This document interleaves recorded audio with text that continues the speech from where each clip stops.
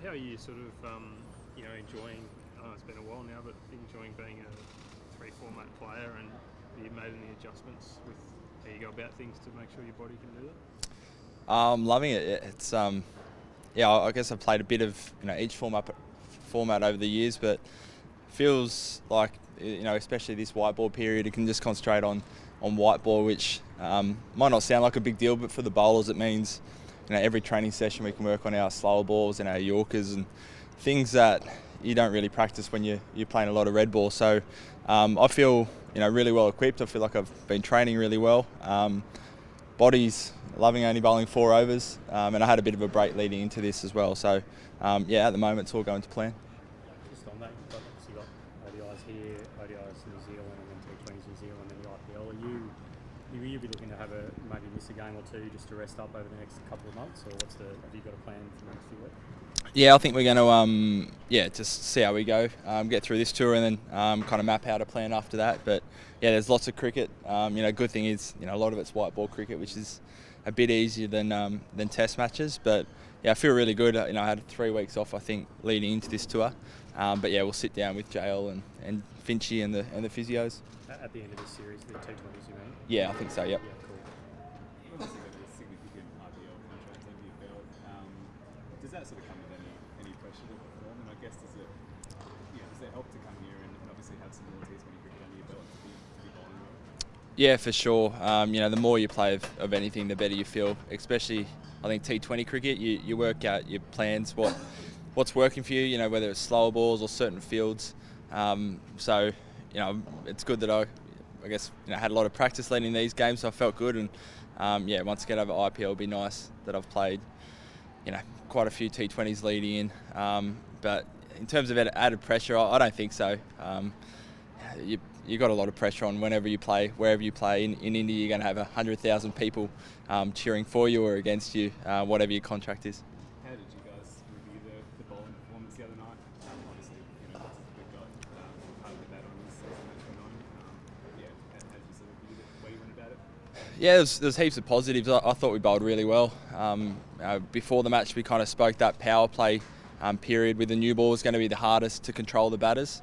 I thought De Kock batted quite well, played some really good shots, and then after that I thought we were brilliant, especially at death, the way boys used their slower balls and had really clear plans. So, I thought we did a pretty good job. Obviously the wicket got harder, the longer the game went on, which made it a bit tough for our batters, but I thought both teams bowled really well. How are you feeling? Do you feel like you would like a rest, or do you feel like you're coming up to a time when that might be a good thing for you? At the moment, I feel really good. I had 3 weeks basically after India, before here, where I basically didn't do any cricket, so felt really good coming over here. It's obviously a big winter. There's lots of back-to-back cricket, so we'll speak about managing, I guess, me and a couple of the other quicks through that. But at the moment, no, I'm happy to play. Just being back here at this ground, Pat, I know it's T20 and it's 2 years since we were here last time, but is it something that Justin felt the need to address when you walked in today or anything, just being back here? No, to be honest, we haven't spoken about it at all. It feels like a long time ago.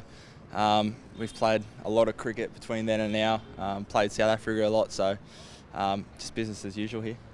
So the mountain and all of that still a nice ground to come to? Oh yeah, beautiful. Always seems like we have our team photo here with a beautiful Table Mountain in the background. Love coming to Cape Town, it's great. Have you been surprised by the lack of crowd interaction? Were you expecting a bit more, even out in public or anything, given what happened 2 years ago? Yeah, I didn't really know what to expect, but yeah, the crowds have been brilliant, fantastic. Just enjoying their cricket. Obviously, supportive of South Africa like you would expect, but they've been really respectful and really good. I don't really know what we were expecting. Maybe something a bit more hostile, but they've been excellent.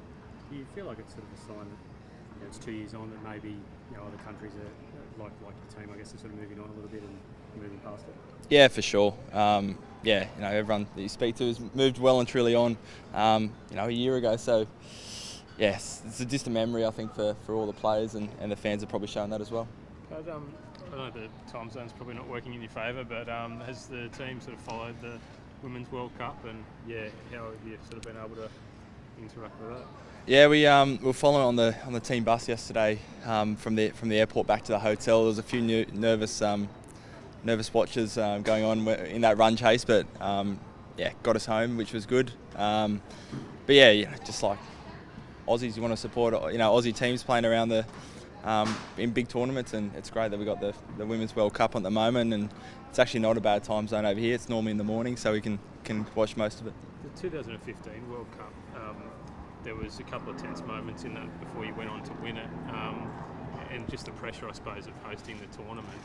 Is that a tough thing, and is that something that you think the girls would be dealing with at the moment? Yeah, it's a funny one. I think that game that we lost against New Zealand over at Eden Park was kind of a bit of a reset moment for us. It was good to, in a way, to kind of be knocked down a peg and kind of think, okay, we're not just going to turn up and win this tournament.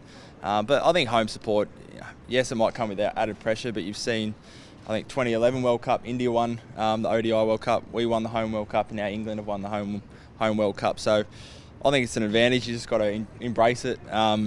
You might get a couple of detractors, but most of the 25 million Aussies are right behind you. You just got to look at it like that. Have you ever worked with any of the bowlers in the women's team, or had any? No. Yeah. You talk about another. There's a home World Cup coming up at the end of the year again, and tomorrow's the series decided. Does that even play a role? Just a pressure game, getting through a pressure game for the end of the year? Yeah, for sure. Every game between now and the World Cups, important in working out our combinations and how we're going to go about it. But I mean, our number one goal over here is to win a series, and tomorrow, high pressure against a really good side in their home country. It doesn't get more realistic to a World Cup final than that. So there's a lot to play for tomorrow. I thought both games we've played pretty well for a lot of it. So just trying to continue that. Like a tournament player, you've got to be up for every game. Josh Hazlewood back around the group today. Obviously he's in the ODI squad, but how hungry is he to get into the T20 contention with that World Cup? Yeah, I think there's a lot of people that are like that at the moment. The good thing about Joshy was the way the schedule panned out. He could show everyone, how good he was or how good he is at T20 cricket by playing a couple of big bash games.